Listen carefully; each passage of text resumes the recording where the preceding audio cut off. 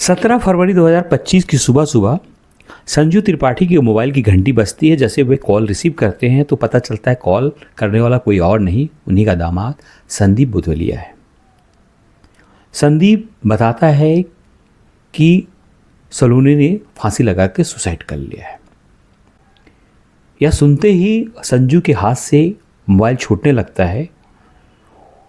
किसी तरीके से वो मोबाइल को गिरने से बचाते हैं और पूछते हैं कि कैसे, जानना चाहते हैं क्योंकि सलोनी जो थी उनकी बेटी थी। उसके बारे में जैसा पता करने की कोशिश करते हैं तब तक फ़ोन डिस्कनेक्ट हो जाता है और संदीप फ़ोन काट चुका होता है। अब उन्हें जब कुछ समझ में नहीं आता तो रोने लगते हैं। उनकी आवाज़ सुनकर घर वाले जब वहाँ पहुँचते हैं तो बताते हैं कि सलोनी ने फांसी लगाकर सुसाइड कर लिया है।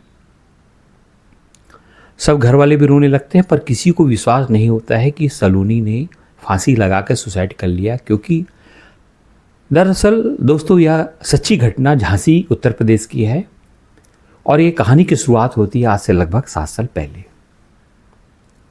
संजू त्रिपाठी की बेटी, जिसका नाम सलोनी होता है, जो कि टीकमगढ़ मध्य प्रदेश के हैं, और उनको एक योग्य लड़की की तलाश होती है, एक योग्य वर की तलाश होती है। तो उन्हें पता चलता है कि झांसी में एक योग्य वर है जिसका नाम है संदीप बुधवलिया, जो कि पेशे से मार है। दोनों परिवार में आपस में बातचीत होती है। संदीप को सलोनी पसंद आ जाती है और शादी की बातें तय हो जाती हैं।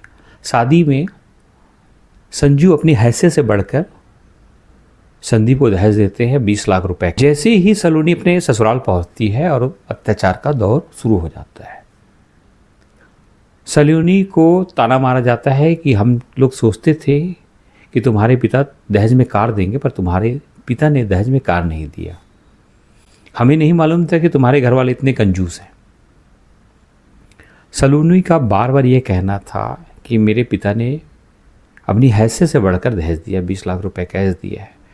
ये बात संदीप को गवारा नहीं थी कि सलोनी यह बात बोले, और इसी बात पर वह पहली बार हाथ उठाता है।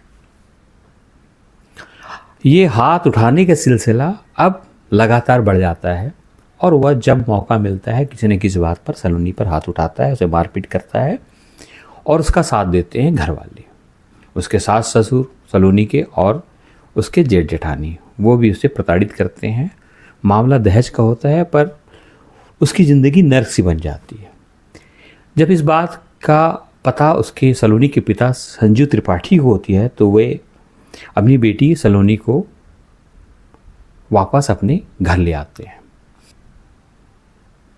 1 महीने के बाद संदीप अपने ससुराल पहुंचता है, अपने ससुर से माफ़ी मांगता है, उसके परिवार वालों से माफ़ी मांगता है और आश्वासन देता है कि अब मैं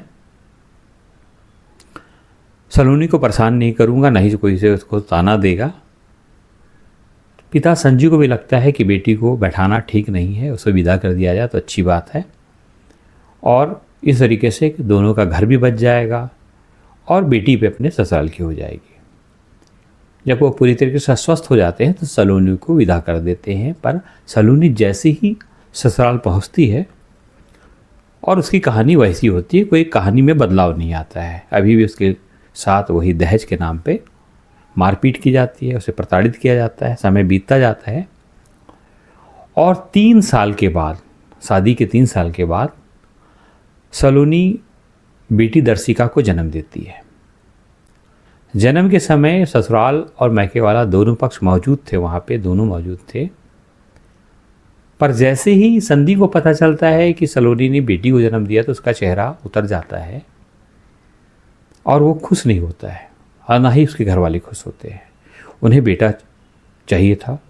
जैसे ही बात संजू को पता चलती है तो समझाते हैं, बेटा बेटी किसी इंसान के हाथ में नहीं है, सब ईश्वर का है। जिसको चाहे बेटा दे, जिसको बेटी दे। बेटी हुई है वो तो लक्ष्मी है। पर इस बात से संदीप को कोई फ़र्क नहीं पड़ता है। कुछ देर वहाँ खड़ा होता है, अपने परिवार के साथ अपने घर चला जाता है। संजू त्रिपाठी अपनी बेटी को कुछ दिनों के बाद डिस्चार्ज कर अपने घर ले आते हैं।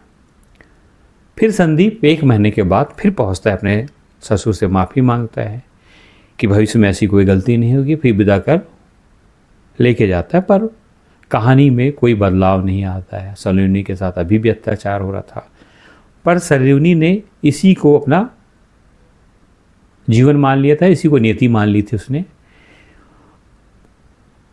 14 फरवरी 2025 को सलोनी के ममेरे भाई की शादी थी और संदीप को भी इस शादी में इनवाइट किया गया था। पर चूँकि संदीप का व्यवहार अपने ससुराल वालों से अच्छा नहीं था और वह किसी भी फंक्शन में शामिल नहीं होता था, इसलिए उसने बोला कि मैं नहीं जाऊंगा। सलोनी 12 फरवरी 2025 को टीकमगढ़ पहुंचती है और अपने ममेरे भाई की शादी में शामिल होती है। 14 फरवरी 2025 को सलोनी को संदीप कॉल करता है, बोलता है कि बहुत हो गई शादी, अब तुम वापस आ जाओ। अगर आज वापस नहीं आओगे तो फिर दोबारा मत आना। यह बात जब अपने माता पिता को बताती कि उसके पति ने ऐसा ऐसा बोला है, तो उनके घर वाले बोलते हैं ठीक है, तुमने शादी अटेंड कर लिया है, अब कुछ रस्में बाकी है, ठीक है तुम चले जाओ। और जब तुम्हारा पति नहीं चाहता है तो फिर तुम मत रुको। सलोनी 16 फरवरी 2025 को अपने ससुराल पहुंचती, शाम का वक्त होता है। संदीप से इसी बात पर बहसबाजी शुरू हो जाती है और 17 फरवरी को अपने ससुर को इसकी खबर देता है कि सलोनी फांसी लगा ली है। अब पुलिस वालों को भी इसकी सूचना देता है कि जब संजू त्रिपाठी अपने परिवार के साथ मेडिकल कॉलेज झांसी पहुंचते हैं तो देखते हैं कि सलोनी की लाश पड़ी हुई है। संदीप, उसका परिवार खड़ा हुआ है, पर उसके चेहरे पे कोई ऐसी सिकन नहीं है, ना ही उसे ऐसा लग रहा है कि वह दुखी है। पास ही नातिन जो थी दर्शिका वो होती है, उससे बातचीत करते हैं और जब से पूछा जाता है बेटी तुम्हारी मम्मी के साथ क्या हुआ, तो वह बताती है कि मम्मी को पापा ने गला दबाकर मार दिया है। चूँकि दर्शिका को ड्राइंग बनाने का बहुत शौक़ था, वह हर चीज़ की ड्राइंग बनाती थी। उसने कागज़ और पेंस के सहारे एक ड्राइंग बनाई जिसमें अपनी माँ का चित्र बनाया, माँ के 2 हाथ बनाए और एक हाथ और बनाया जो तीसरा हाथ था, जो कि माँ के गले पे था। जब लोगों ने पूछा कि ये किसका हाथ है तो उसने बताया कि पापा का हाथ है। उसने फिर पूरी कहानी बताई कि पापा ने पहले मम्मी को मारा, उनका गला दबाया, उसके बाद उसको फांसी पे झुला दिया। जब यह बात संदीप और उसके परिवार वालों को पता चली तो वो दर्शिका को अपने साथ ले जाने लगे। यह देखकर संदीप को उसके ससुर संजू ने रोका और उसके साथ जो भी थे उन्होंने रोका। तब वे देखे कि यहाँ अब स्थिति खराब हो रही है तो वे वहाँ से भाग गए। संजू त्रिपाठी और जितने भी लोग थे आए हुए थे, वे हंगामा करने लगे कि ये लाश तभी उठेगी जब संजू को गिरफ्तार कर लिया जाएगा। पुलिस पे दबाव होता है, पुलिस आनन फानन में संजू को गिरफ्तार करती है, गिरफ्तार कर उसे जेल भेज देती है।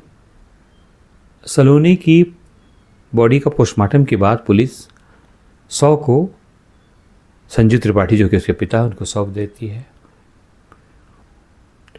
पुलिस का ये कहना है कि सलोनी की पोस्टमार्टम रिपोर्ट के बाद ही यह स्पष्ट होगा कि इसकी मौत कैसे हुई है